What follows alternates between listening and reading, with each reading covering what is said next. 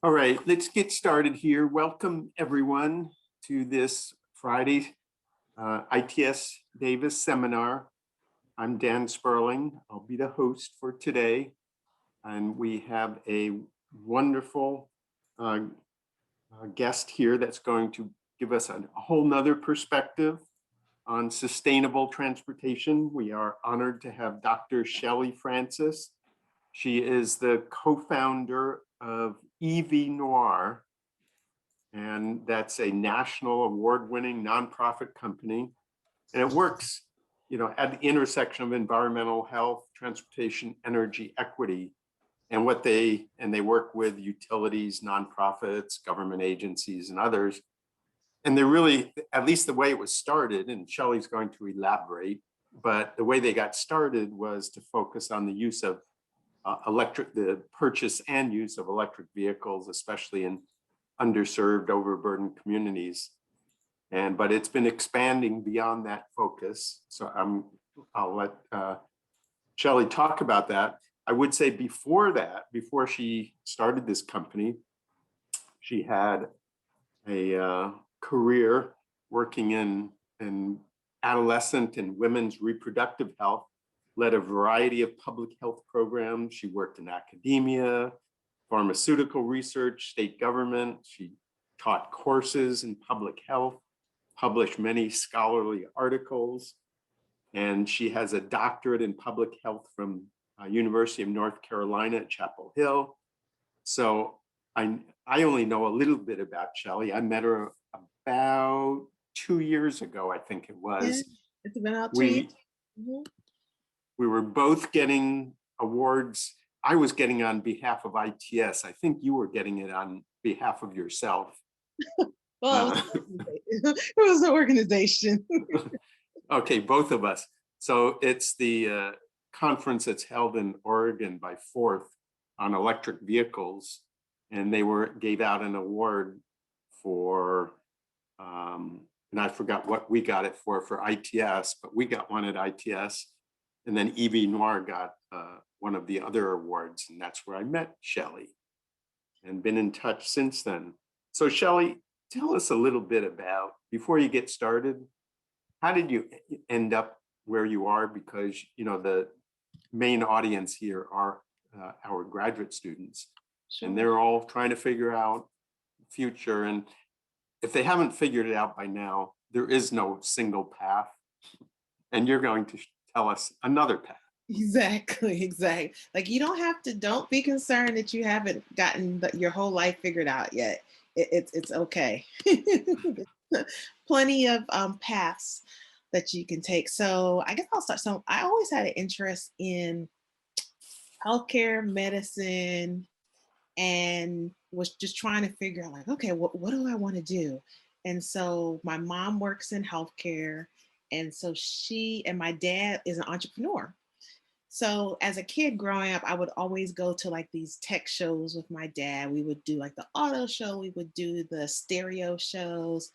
And then, so I always had a love for like gadgets and technology and cars. And then I knew I was interested in something health related because of the exposure that my mom had. There are a lot of physicians in our family, so, nurses, etc.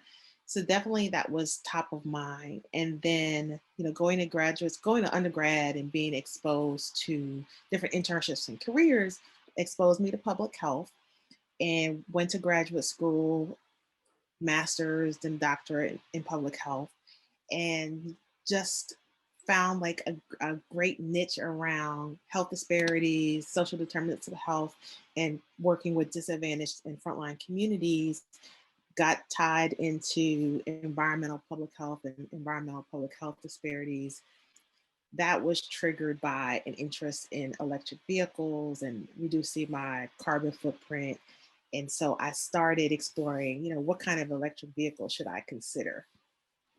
And found a Nissan Leaf and said, hey, you know what, I'm going to give this a try, and loved it. And then just really got plugged into the ecosystem because I wanted to learn more about the technology and how to use this car, and why isn't everybody talking about this? Because this is so phenomenal that, like, I want to tell everybody who would give me 5 seconds or give me their ear, I was talking to them about, transitioning to an electric vehicle. So that led me to, really getting more involved, like I said, in the ecosystem and connecting with different organizations, going to meetings. And, I was thinking about it from a public health perspective, given all the stats and data that you hear about, and we'll talk a little bit more about it in the presentation. But a lot of people weren't talking about it from that angle.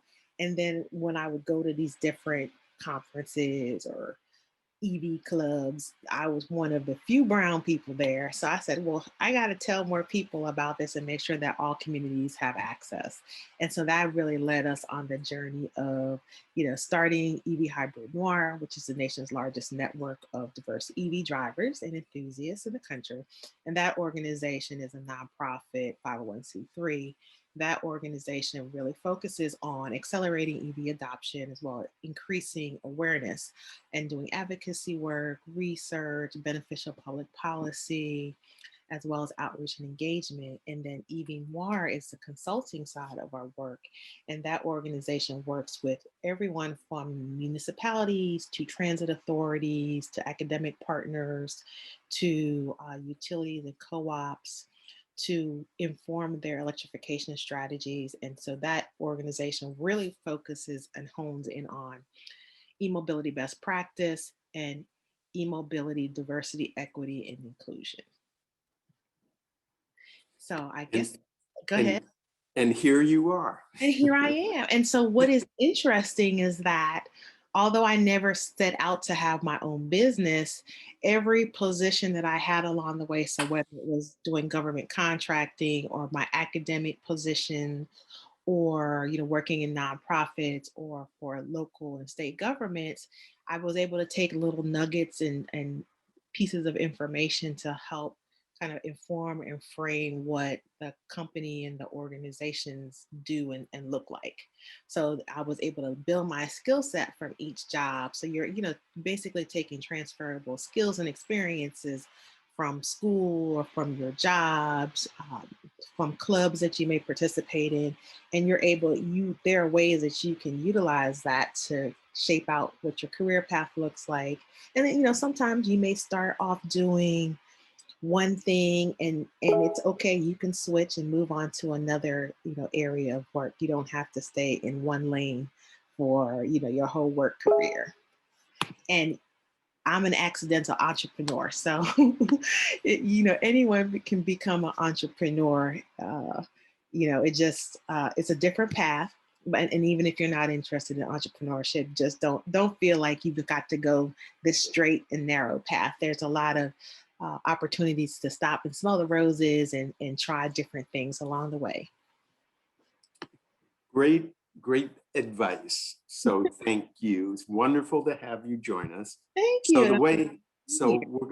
the students, they get first shot at asking you questions. So you can, for all of you, just a reminder, you can just put up your hand, raise your hand when we finish, or you can put questions into the chat. And for everyone else, put your questions into the Q&A box and we'll get to you. So Shelley, Okay. go for it. All righty. Thank you. And kudos to Christina, who has agreed to help me move through these slides in an expeditious manner. All right, so we're going to go ahead and kick things off. So again, thank you for allowing me to have the space to share a little bit about the work that we're doing. And so I shared a little overview of what EVNoire and EVNoire does. So I'll just give you a quick summary to a level set. So EVNoire and EVNoire work in tandem and in partnership. We work at the intersection of e-mobility and equity, as I shared, but we work in two slightly different ways. So as I shared, EVNoire is the nonprofit organization, which represents the largest network of diverse EV drivers and enthusiasts. And its work spans across community engagement, advocacy, research, as well as shifting the narrative about what e-mobility looks like. We want it to be more inclusive of diverse populations. And on the other hand, EVNoire is a consulting group, and we work with everyone from transit authorities and agencies to auto manufacturers to help inform their electrification strategies. And so those two organizations were founded by myself and Terry Travis. We also founded a third organization, and that organization is for Black and Latinx e-mobility professionals to really try to increase the number of professionals that are working in that space. Because right now, currently, there's a very small percentage of the population that falls into those groups. All right. So let's go ahead and move on into the presentation. So in order to understand the context for transportation and mobility, particularly working with diverse communities and thinking about how we can accelerate clean transportation, I like to level set and do this type of presentation. So the factors that we're going to discuss play a huge role in developing strategies to engage diverse communities in clean transportation. And so these are issues or emerging issues that as transportation scientists and experts and consultants, you'll be dealing with. So these are just important things and nuggets to consider as you move through your academic and professional careers. So we'll move on to slide number 2.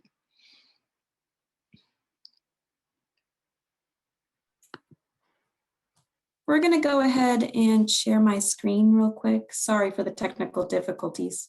No problem at all.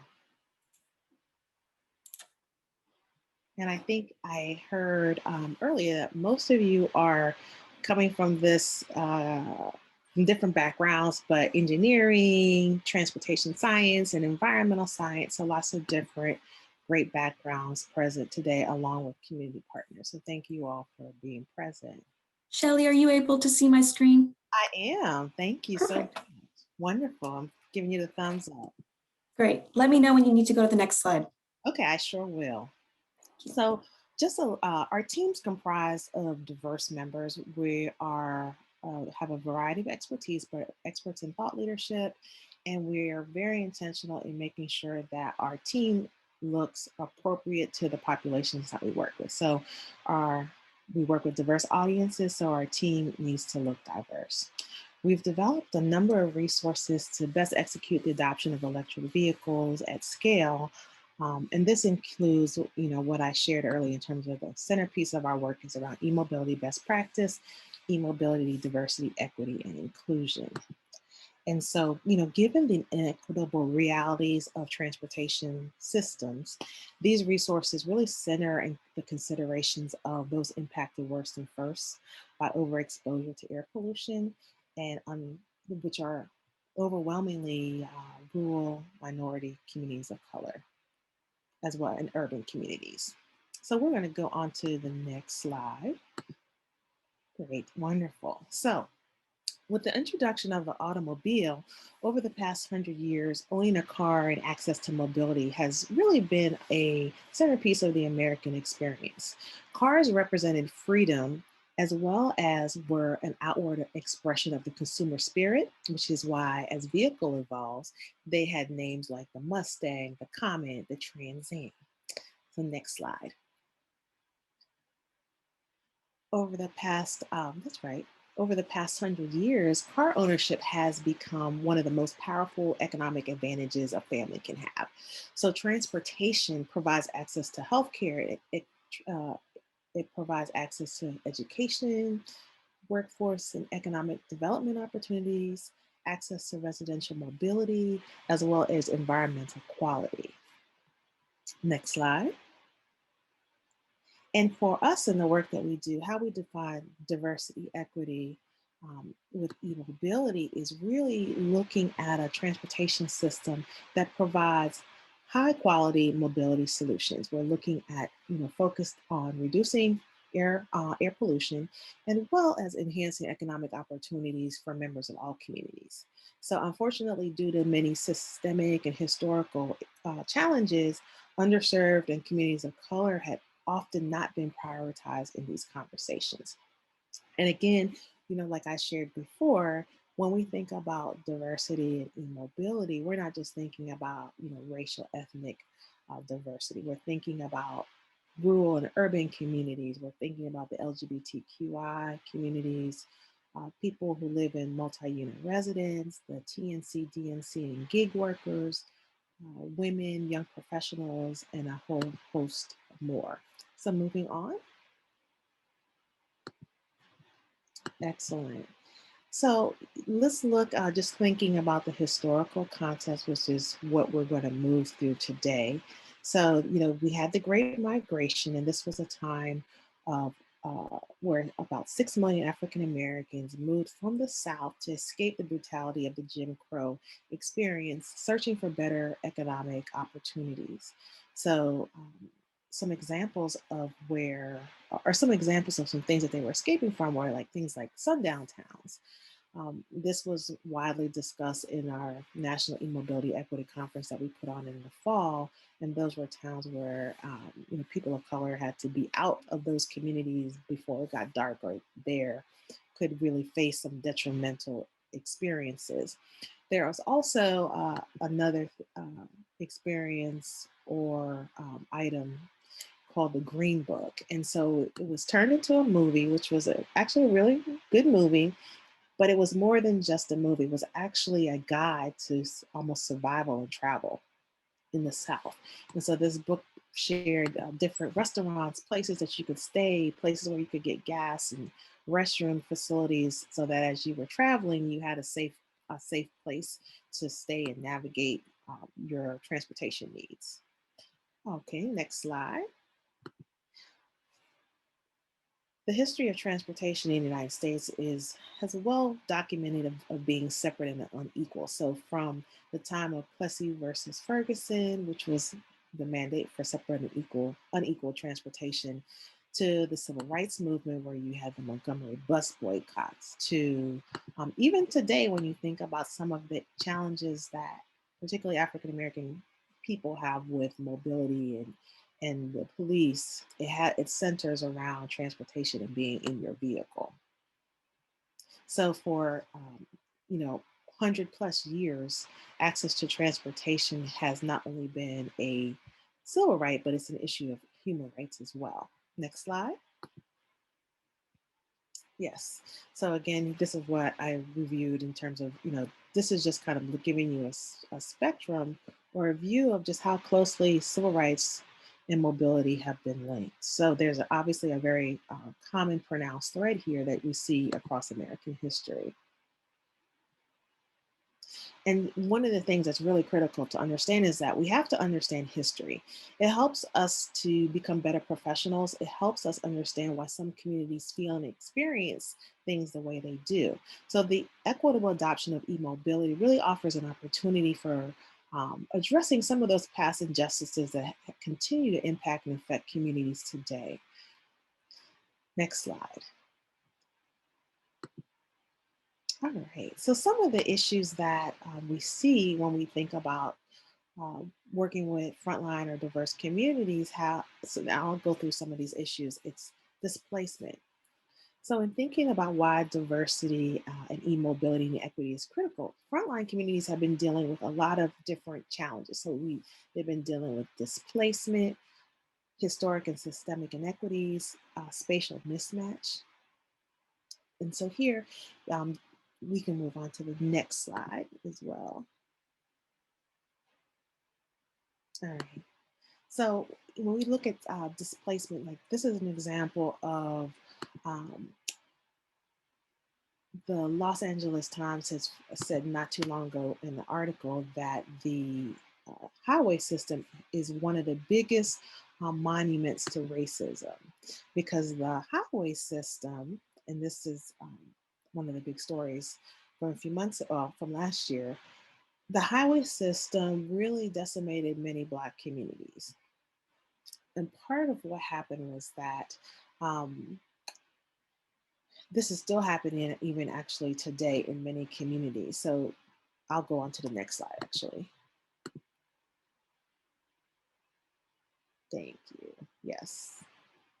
And then actually we can even go into the next slide. So this is just another example of highways, going into Black communities. So let me talk a little bit about what that was about. So actually go back one slide. Please, thank you. So what happened to give you the context, was that post World War II, we saw the GIs returning to access what everybody refers to as the American dream. So, the opportunity to purchase your home and live in the suburbs and really, continue on with your life. So the suburbs really grew as a result of federal funding. So, however, this may have been a dream for many communities, but it was a nightmare for others. And so, in order to access your nice suburban home or your community, robust highway system was needed to, be able to move people to and from. So, across the country, these highway systems were built at the expense of destroying thriving communities. Many of those were African American community, where there were thriving businesses, and residents were left in the wake of, these destroyed communities. Prior to freeway ownership, and this is an example from Los Angeles, prior to freeways coming through these different neighborhoods, African American homeownership in Los Angeles was sitting at 32%. And after the highways came through, it dwindled to less than 4%. So obviously, it can have a very detrimental impact on communities. All right, so let's move on to the next slide. All right, so part of the challenge in thinking about transportation and communities, you have to think about, again, like the historical context. Redlining is a great example of a practice that impacted transportation, people's place and space. So, redlining, for those who aren't as familiar, was a practice that was facilitated by the Federal Housing Authority. And it was a practice of denying African Americans, other people of color, and Jewish communities and individuals.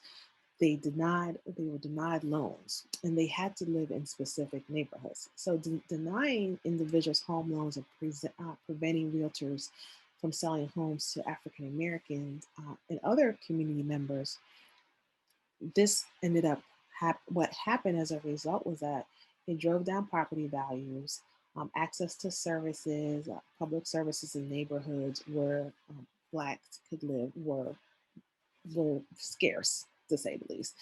So, what happens in poorly resourced communities? You end up having heavy duty transportation corridors, manufacturing, plants and manufacturing happens there, higher levels of PMTs, and they become less desirable neighborhoods to live in. You're also dealing with a lot of environmental issues that result from low home values. So the map on the right shows an area that's an EJ area. If you would put the map that on the left right over the map on the right, you can see the areas with the highest levels of pollution or the worst pollution levels are, not surprisingly, the areas that are also redlined. And so this is something that we've seen pretty much in every major city across the United States. Um, this is a consistent, or this had been a consistent theme, which we still see impacts of it today. Next slide. And how this plays out in today's dialogues and it's relevant is that driving while Black, dealing with the law enforcement that I shared earlier is a serious challenge. And you saw repeatedly that there's this theme around mobility, transportation, and being a person of color. Racial disparities are very prevalent in who gets stopped and who doesn't. Data shows that Black drivers were 5 times more likely to be stopped by police than white drivers at traffic stops. And so this continues to be a challenge, from when you think about where transportation started with Plessy versus Ferguson, Jim Crow, the civil rights movement. Now today you're dealing with these different issues around policing. Next slide.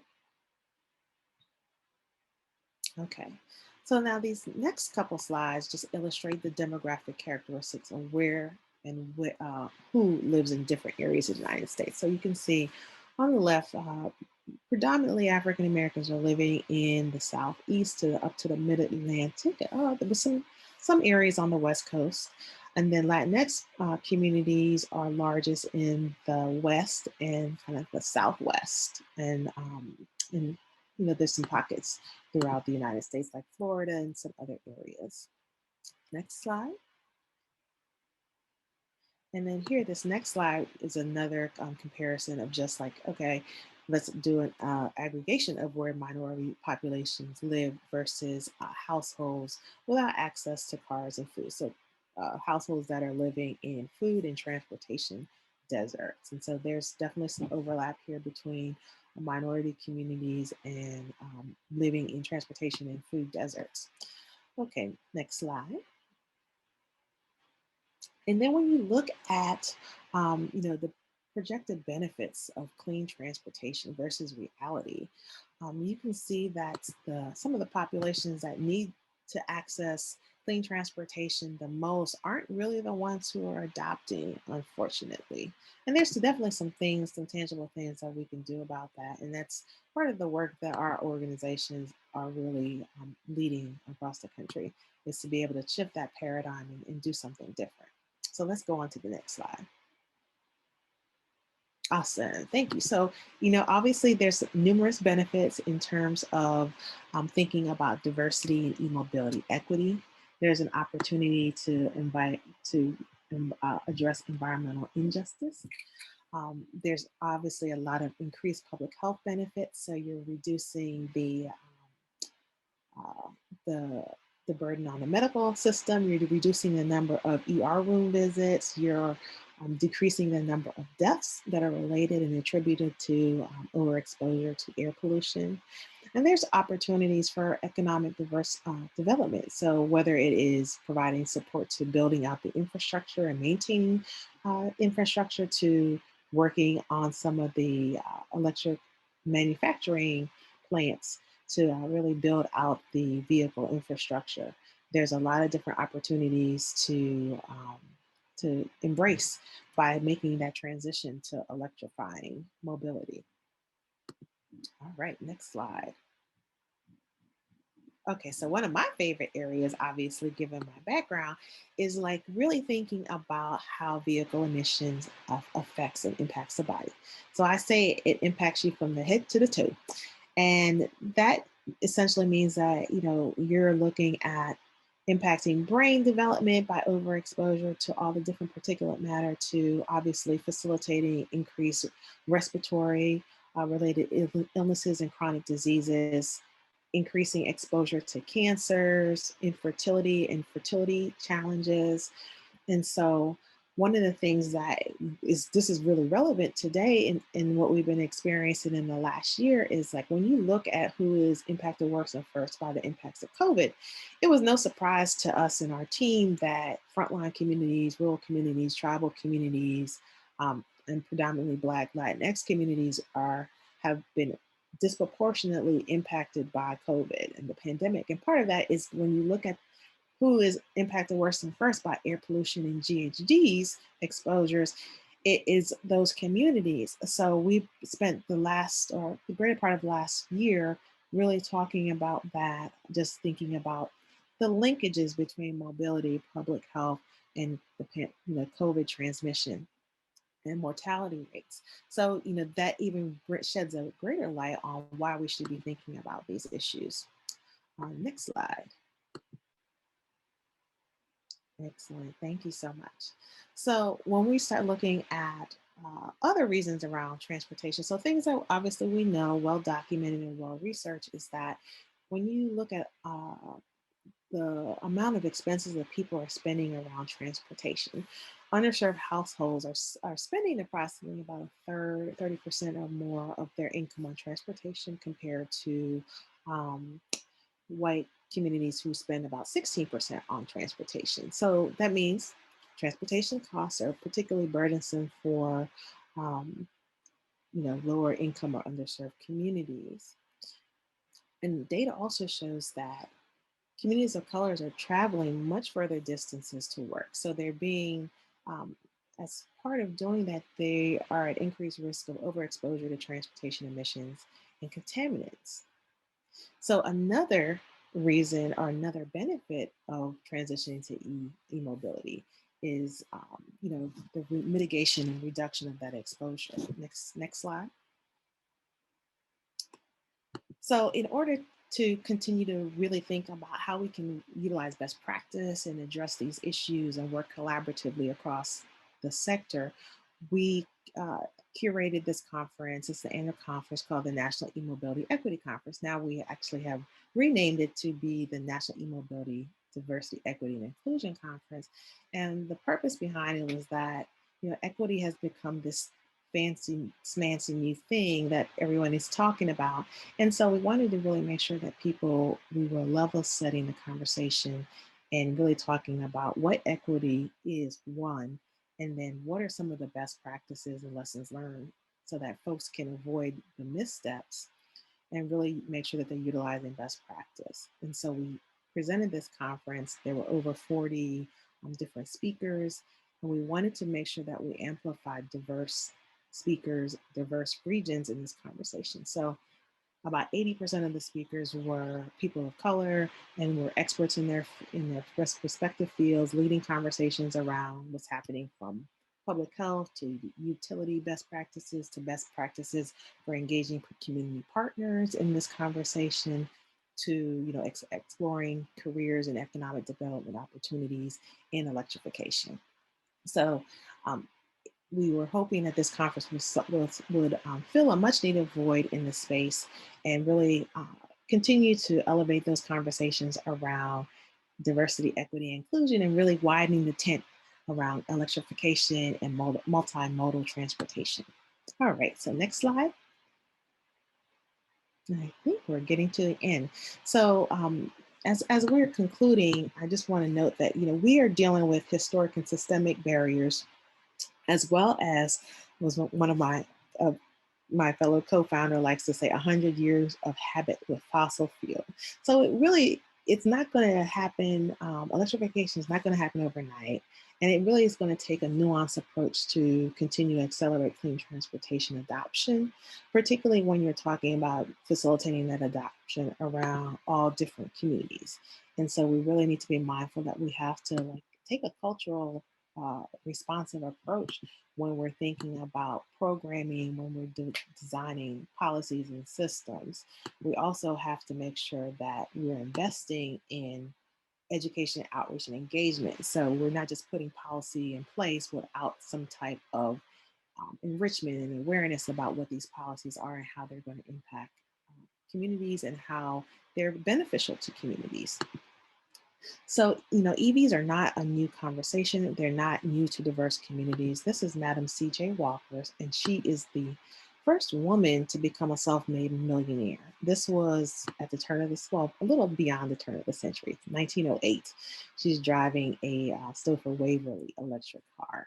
So, you know, communities of color and African-American diverse communities have been engaged in this electrified conversation for a long, long time.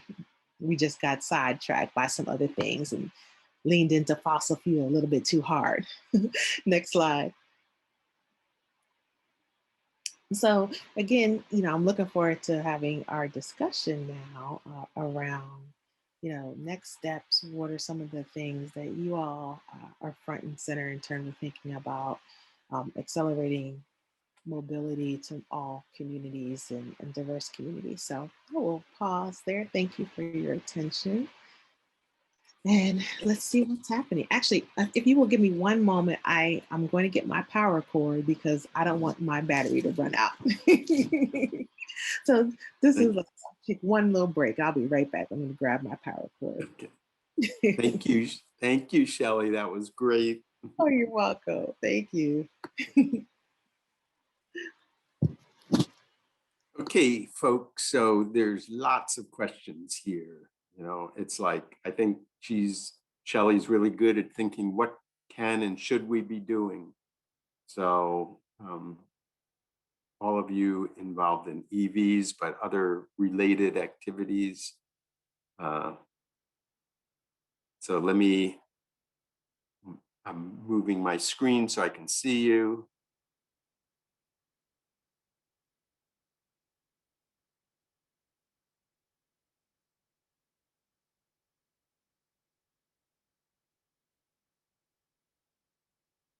Okay. All right. So I got my power back. So we're good to go. All right. So let's open it up to the students first. Oh, okay. So So what's the best way? How would you want like to facilitate the Q&A? I can make it easy for Oh, you if I'm you'd sorry. like. I didn't hear you. What did you say, Dan? I'm sorry. I can make it easy for you if you'd like. Okay.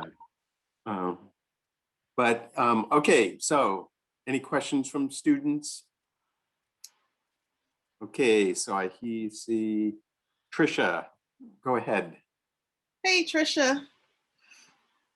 Hi, and thank you for such a great presentation. Oh, you're welcome. I was curious if you could, I was wondering if you could talk more about the positions you held prior to starting EVNoire. Sure. Yeah, really be interested in hearing. Okay. So one of the things that I did, I worked for RTI International. Um, along the lines of like a Battelle Navigant. Navigant has a healthcare division, and so they do government contracting. So they compete for projects across the spectrum, whether it's transportation, health. So I served as a consultant and worked on substance abuse prevention programs, HIV, environmental public health, and so we did everything from the grant writing to like it was really focused around behavioral research.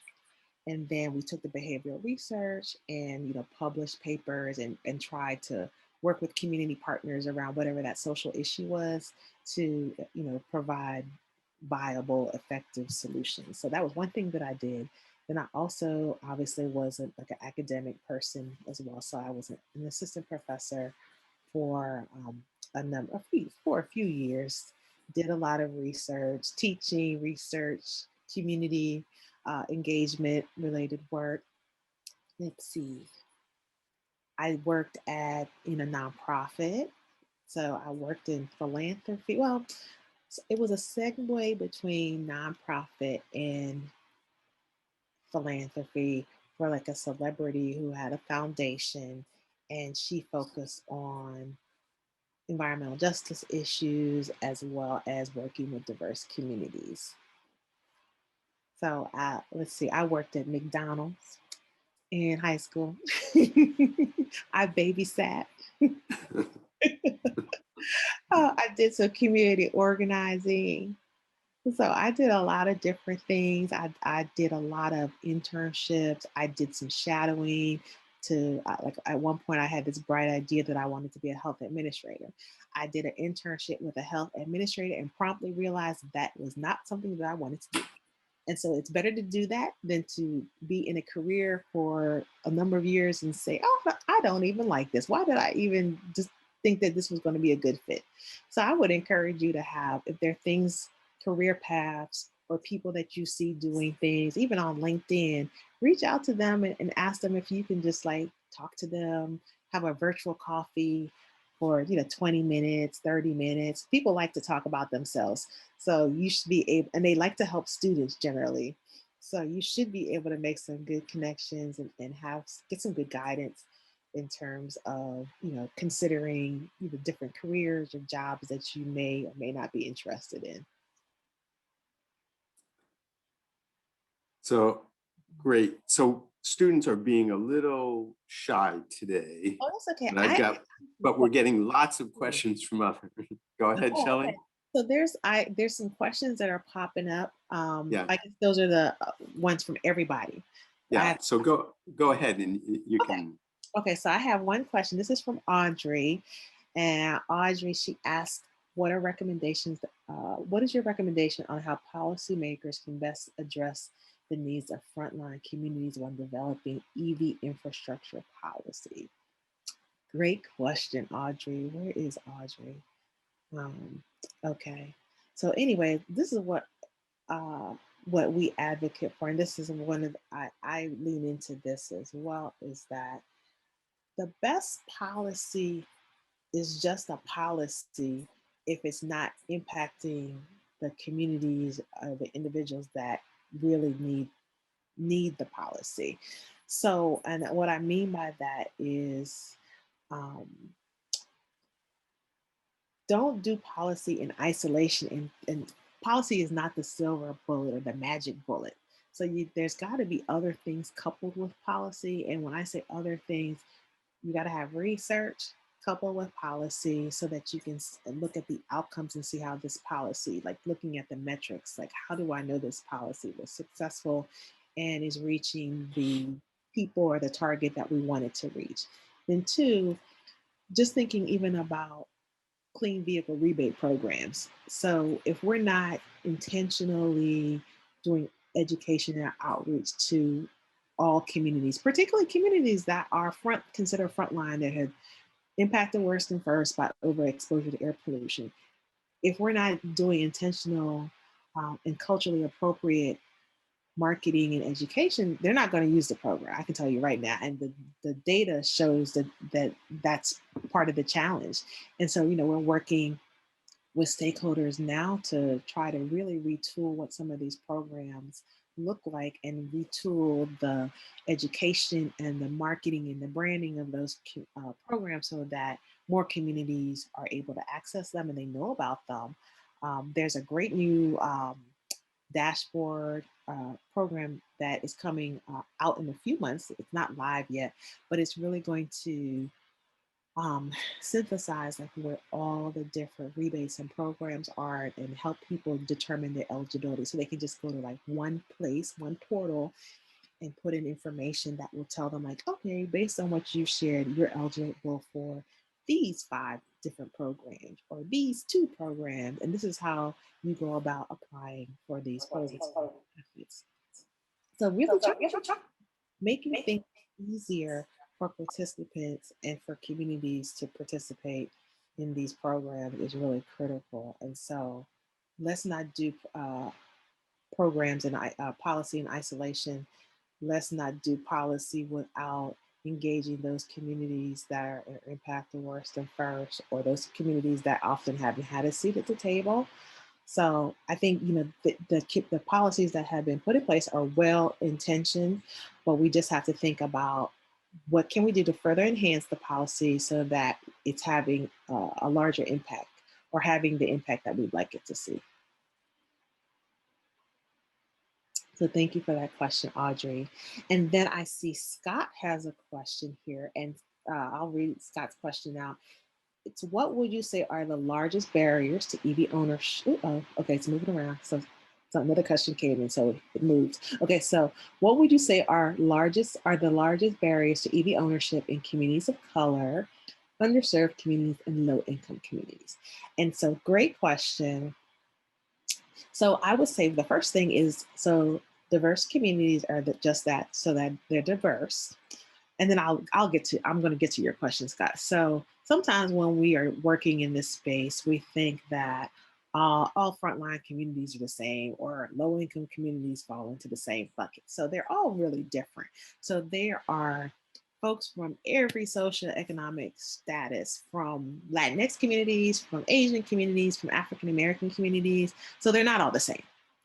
We put them in these boxes, but they're really not all the same. They're diverse. So that's why it's so important to do this, like what I was sharing, this behavioral research and this intentional engagement to really make sure that you're understanding the perspective and the experience of the communities that you want to target.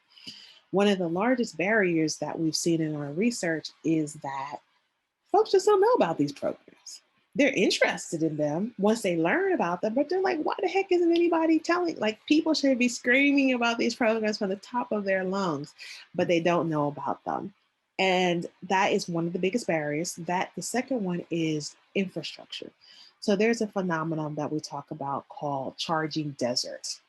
When you look at most major metropolitan areas, you'll see that the charging infrastructure is interesting. It'll be, when you look at even like, so LA is a good example. The charging infrastructure was built out on where the registration for EVs are. And that kind of seems like it makes sense, but what happens is that it continues to perpetuate privileged mobility, which means that those who live in, middle to upper income communities have all the charging infrastructure. And then when you go to other neighborhoods that aren't as affluent, there's no chargers. So how could people who really need the technology, who need electric vehicles or access to shared electrified mobility, they're not going to be able to adopt the technology at the same rate if there's no charging infrastructure. So barriers to charging infrastructure is another big deal, because there tends to be more multi-family housing in frontline and diverse communities compared to single homes. So we need more places that they can charge. So whether it's a neighborhood hub or there's more charging at places where people frequent, like the grocery stores, the library, banks, those are things that we need to consider. And that's what people are the policymakers and key stakeholders are. That's what we're saying to people, but they're also, I think, starting to get it as well. And let's see, what's the other, just fear, range anxiety, not knowing what the technology is all about. That's part of it. And all of these different things are things that we can really address by like having conversations, by disseminating culturally appropriate and culturally relevant information and messaging and marketing campaigns. So there are things, there's hope, there's things that we can do to really address some of these issues. I'm going to go on to, actually, let me take a student question next, because this is the students class. So I always want to be mindful that the students get a chance to answer or ask their questions. Hi. You are not this quiet normally. Can you hear me? Yes, I can hear you. Yeah, I don't know if you can see my question in the chat anymore because I switched my devices, but yeah, I have a question about like community distrust in like emerging technologies, especially for like micromobility and car sharing programs. I was just wondering, like, how would you address community distrust, since people might believe that the vehicle can track you and yeah, things of that nature. Okay, sure. That's a good question. So I haven't ran into much questions around the vehicle tracking issue. I will say that there is distrust in terms of the technology and displacement. So in thinking about how like building out charging infrastructure without concerted effort around community engagement and talking to community and key stakeholders and those community influencers, sometimes when people see charging infrastructure come in with none of that above conversation or steps, they think it's accelerating gentrification and displacement. So it's pushing me out of my community to make space for new people. And so some of the ways that you can actually address that is by, really making sure that before they're still in the ground in terms of technology being placed in the community, that the community wants that. Does the community even want that? Who's meeting with community, neighborhood associations, community leaders to even have these conversations? And so a lot of times that doesn't happen at all. And it seems like it's so intuitive and simple, like, hey, you have a conversation or you work to build relationship, you tap into existing community meetings, neighborhood associations, but it just doesn't happen because I think what happens is a lot of times some of the decision makers aren't reflective of the community. So the more that we can lean into bringing some of those diverse voices to the table, and I always say, like, if there's not a seat for you, bring your little folding chair and plop it down at the table and get your elbows out so that you can make space for yourself at the table too. I always say that community members have solutions to their challenges, their issues, and and if they don't have the answers, they definitely have some ideas that is worth testing because they're the experts. So we need to treat them as such and respect their knowledge and tenure in the community. So that would be, some of the ways that I would say that we can build better relationships. And sometimes you just have to go to community partners and be quiet or you got to go and just go to the barbecue, or, you got to build relationships and build relationships in a way that you're not asking them for anything. Build relationships first, and things move at the speed of trust. So unless you get those steps right, then we could see some of the patterns that we're probably dealing with now because those steps haven't been taken. Thank you. You're welcome. Hey, Sandy. Good to see you. Other student questions?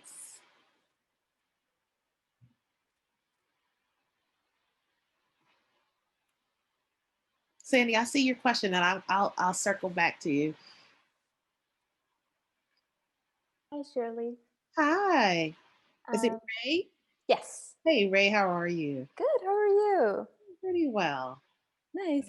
Thank you for presentation. I'm glad that I get to ask my question now because it kind of follows Gerald's question. So when you get to know what the community needs and you basically have a policy or a framework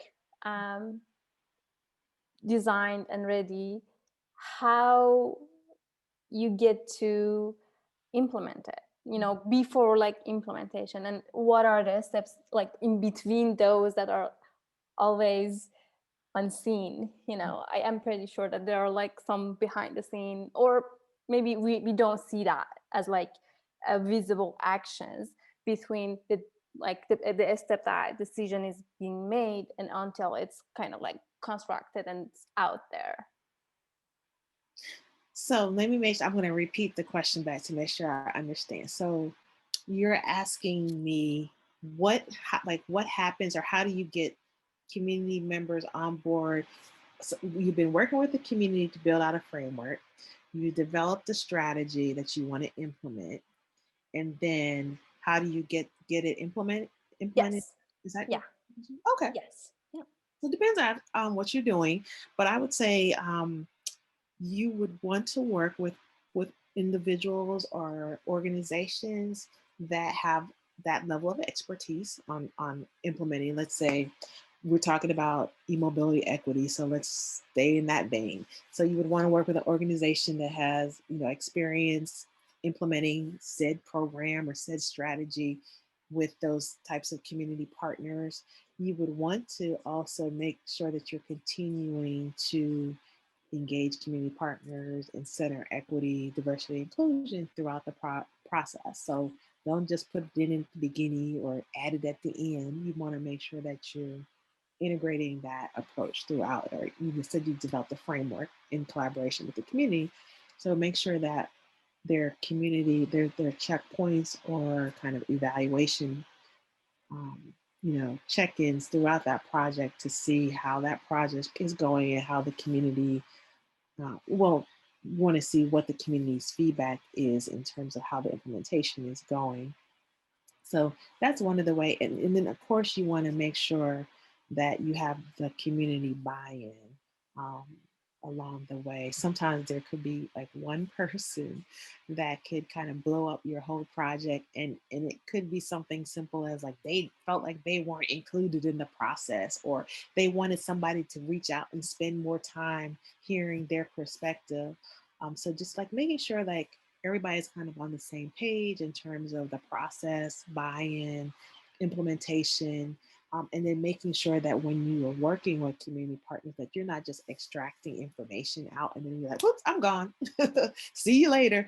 You want to make sure that you're sharing back information that you glean from the community, because they are the experts and we need to treat them as such.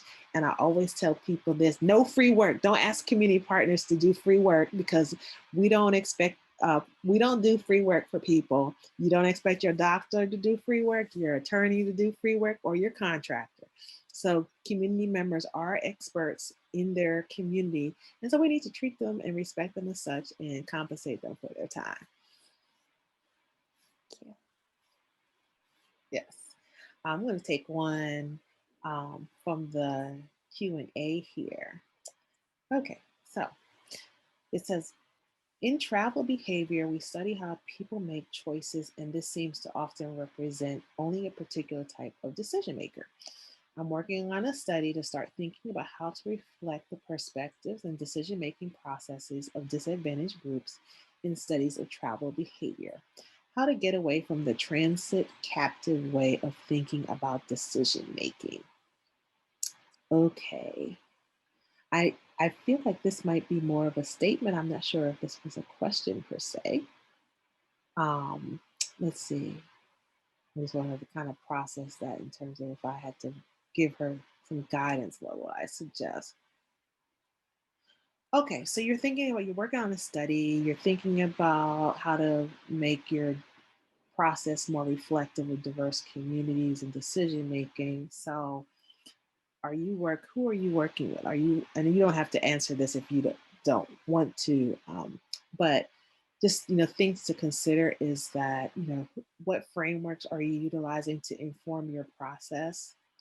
Are you utilizing like critical race theory, or like, um, are you working with, are you teasing or testing out some of your ideas with trusted community partners or individuals who may have some expertise in this particular area?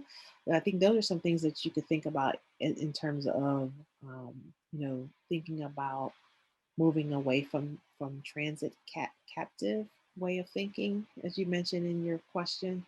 So hopefully that was helpful.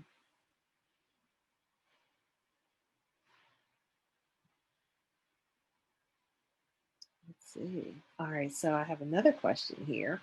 Do you expect the proliferation of EVs, oops, communities of color, to increase in the next decade as they become more widely available in the secondary market? What strategies, policies would encourage greater adoption of these new technologies? I will say, if we're doing our work the way we're supposed to be doing, then yes. And I'll tell you why. So I think that this is going to continue you're going to see adoption increase and awareness increase. When you look at a recent study that Consumer Reports and Union of Concerned Scientists did it, and I guess it's not as recent, but it was from the summer of 2019, that showed that, or found that, Latinx and Black or African American participants, with a nationally represented sample, were most receptive to adopting electric vehicles. So they're very, very open to making that transition. I think a lot of things are going to converge. One is that we're in a space where the federal administration has prioritized this clean transportation. They're prioritizing climate justice, and they're prioritizing frontline communities. So I think there's going to be a lot of like rebates and incentives, building out a charging infrastructure to support the adoption of electric vehicles, one. Two, the automakers, I'm going to talk about new cars first before I talk about the secondary market. So the automakers are coming out with all different types of electric vehicles at all different price points, from GM to, Rivian, to the Ford F-150 electric pickup truck. The Ford F-150 is the best-selling car in the United States and in Canada. So I think that you're going to, and then the other piece is that almost all of the OEMs have made a statement within the last few months to the last few years that they're not going to make gas-powered vehicles anymore. They're getting rid of the internal combustion engine and transitioning to electrified vehicles. So people are going to end up having to transition to electric vehicles sooner or later, hopefully sooner. The third piece is that these vehicles are going to be at all different price points. New vehicles, we're hoping that they're going to be rebates and incentives and tax credits that will be able to continue to drive down the cost, be even below the cost of internal combustion engine vehicles. In terms of the secondary market, I think we need to get the word out about that more. So get away from this thought that electric vehicles cost $100,000. It's only for people in the suburbs, or it's only for this kind of people. It's for everybody. We need to show more diversity in who are utilizing electric vehicles. EVNoire, one of our tenets is really messenger matters, and showing that an EV driver they're diverse people from diverse communities. And so they can look like you, they can look like me. So one, making sure that messenger matters, changing the paradigm of what we think an electric vehicle driver looks like, talks like, walks like. That needs to be pronounced. We need to do more around education, outreach, and engagement. So really giving people the opportunity to see the vehicles, test drive them, try them out for a couple days and see if they meet their mobility needs. People always think they drive so much further than they really do. But you know, most of the electric vehicles that are even on the market today can meet you know, most of our transportation needs. And then there are ones that have 250 miles, 300-mile range and up. And as the battery technology improves, the range for vehicles is only going to get better. So I'm like tying in strategies and policies that all in one. So you know, really again, making it easier for people to find information about electric vehicles and clean transportation, and really multimodal electrified transportation, providing rebates and incentives when you want to facilitate behavior change. Motivation financially helps a lot of people. When you look at much more progressive markets like Norway, for instance, they have incentivized the transition to electrified vehicles. So give people rebates and incentives on the hood so that they can help drive down the cost of purchasing vehicles, build out charging infrastructure in a way that's equitable so that all communities have access, thinking particularly about multifamily dwelling, new construction, putting charging infrastructure in parks, schools, let's see, you know, other places that people frequent. And let's see what else. Continue to do research. We need to really make sure we're evaluating and doing research to make sure that we're having the intended impact and not facilitating privileged mobility. All right, so those are some of the strategies and policies that I think can encourage greater adoption. Other student questions. What's keeping you up at night?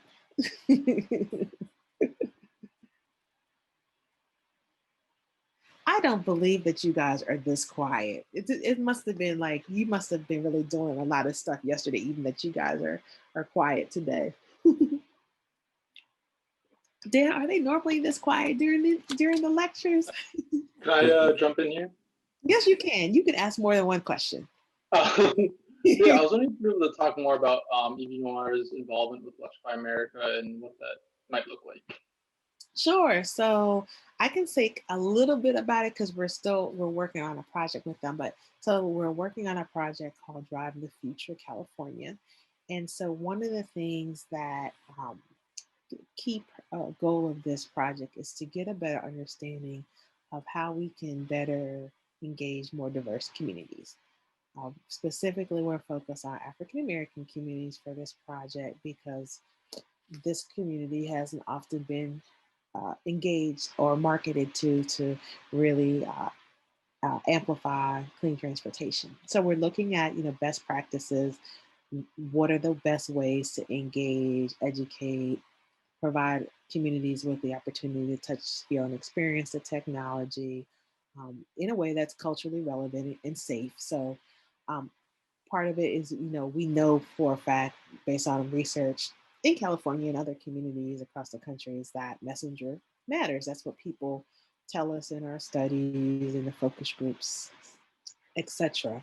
And so we know that has to be a centerpiece or center part of any campaign that is reaching diverse audiences, whether it is Native and tribal communities or Latinx communities, is that the messenger and how that information is shared, displayed, the visuals makes a difference. And so that is a snapshot of what's happening with the Electrify America project, but it's an attempt to really make sure that we're putting resources and investing in increasing access so that all communities have access to information as well as infrastructure to help really facilitate that transition. Thank you. You're welcome.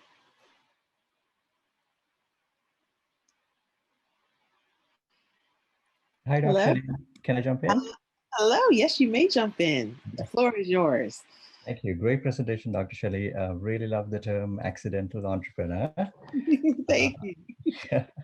I think before you explained how, purchase infrastructure, purchase incentives have disproportionately gone to wealthier communities, and then that leads to a cycle of, locating charging infrastructure where there is more electric vehicles to make use of them. I'm curious, how do you get around that? Like, it makes more sense for like a public agency to put charging locations in underserved communities, even though not many people might use them initially. How do you think what sort of incentives do you think can be directed at private charging networks, and any other unique challenges that they face? Thank you. Yeah, so the thing with when we start talking about public dollars, so public dollars should be distributed equitably.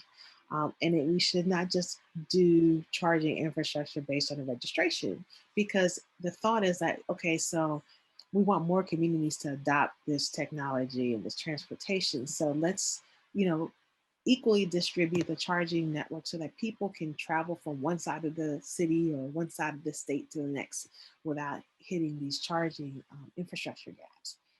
So part of it is really having people like yourself, like some of your classmates, folks that represent different cross sectors of our communities being engaged as these key stakeholders, and kind of like screaming at the top of our lungs, like, hey, we have something to contribute. Like, we want to do something different. So like, we have to make sure that we are creating a space where there's more diverse people, there's more key stakeholders, there's more folks informing the decision-making process. Because I don't think like this people are intentionally necessarily excluding these communities. I just think that maybe there's not representation at those decision-making tables. So that's why some of the decisions are made, because there isn't that perspective to kind of shift that narrative or that paradigm.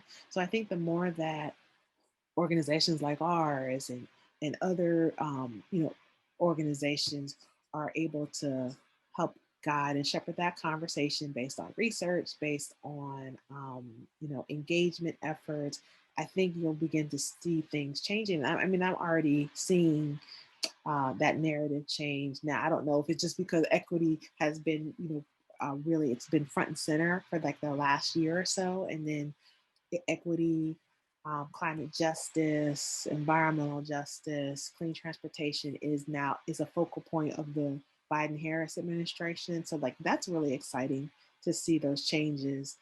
But I think part of it is like our own advocacy, and really trying to make sure that that we create a space and room for other partners who haven't had a chance to really inform those discussions. So I think it's getting better. I definitely think it's gotten a lot better, even in the time that like we've been established. Thank you. You're welcome. Thank you for that question.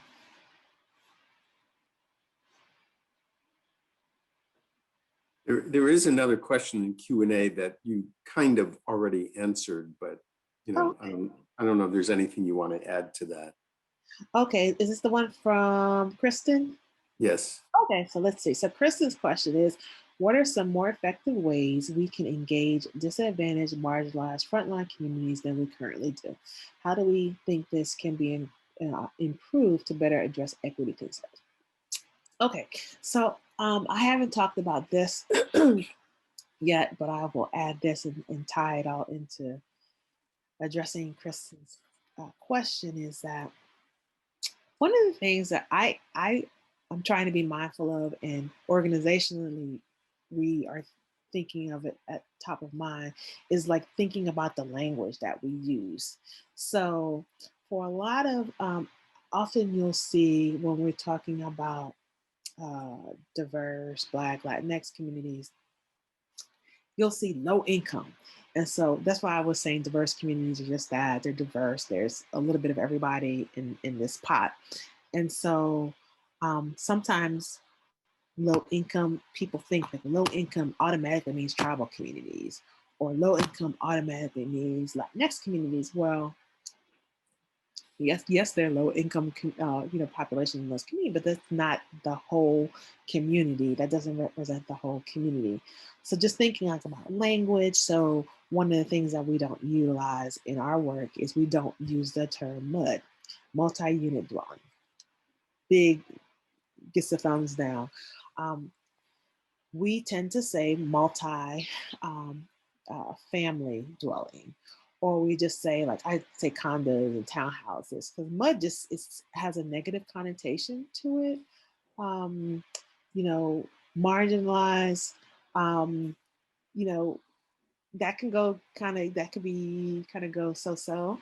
But just thinking about, and those are just things that we don't typically talk about. We don't talk about language and using empowering language versus approaching the issues from a deficit model. So there's this thing, and I'm continually growing in terms of, trying to utilize more empowering and utilizing the right language. So it's a process. But in terms of, just thinking about ways that we can improve, and I think is, doing the work on ourselves to stay informed and to know the historical landscape and the historical factors that are fueling these social inequities. So that's one thing that helps. So knowing your history, talking to community members or individuals who have different perspectives and have had different experience from you around this particular issue or other issues of interest. Other things that we can do is making sure that communities have a space and a place in this conversation, and that they're able to help really lead the conversation. And sometimes we have to be okay with community. Like, we're not interested in going down this route right now. So sometimes although we may have our plans and intentions around going one direction, and the community is like, nope, we're going this other direction, or we're not ready to lean into this conversation, we have to be okay with respecting where they are. And sometimes that means it's not that no means no, not right now, but maybe in a year or in 2 years. So it's just you got to have, work on developing authentic relationships with community partners. That helps. Just bring your authentic self and acknowledge when you have had a misstep. We're all humans. We make mistakes, or acknowledge that you don't understand a particular issue or experience, but you can empathize with it. So just kind of bringing that human touch or that human centered approach really, I think, makes a big difference.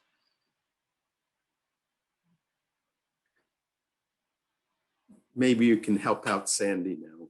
She's I will always do what I can to help you guys. You guys have been great. It's always great to interact with you and Sandy. I just wanted to make sure that we keep you up to date as well, but just wonderful to see you. What a great presentation. You know that the Air Board is working on many things for our underserved communities, and I'm so glad you brought up language, and not only the message, but the messenger, because really being able to acknowledge and learn, and especially for those of us that have grown up from a privileged perspective, haven't faced these type of systemic racism and systemic institutional problems that we had, quite frankly, we're more clueless about, even though we should have been, as we grew up, much more in tuned. And so I just really appreciate your approach, your inclusion of all, but very mindful that we need to put those resources, and we do need to improve opportunity for access and choice and allow people to have these. And so it's what I'm really focused on right now, and you inspire me. Oh, Thanks. thank you, Sandy. I appreciate that. That warms my heart. Thank you very much. It's an honor, and I'm always humbled to be able to get up every day and do something that I really enjoy and I'm passionate about, and like I literally could talk about all the time, but I won't talk about it all the time. But I really enjoy the work that we do, and it's a pleasure to work with partners like yourself and Dan and Gil and other folks from the UC Davis team to really try to make a difference and make a dent in this issue. Well, we really appreciate what you're doing. And so you just had the final say there. Oh, okay. And we have to, end it right now. But Okay. thank you so much. Maybe everyone can give some thanks or applause to Shelley. Thank you. Thank you. Thank you. It was a pleasure. Thank you. Thank Great you. talking with everybody. You're welcome. You're welcome. And good luck. Stay safe, and hopefully we'll get to see each other face to face soon when it's safe.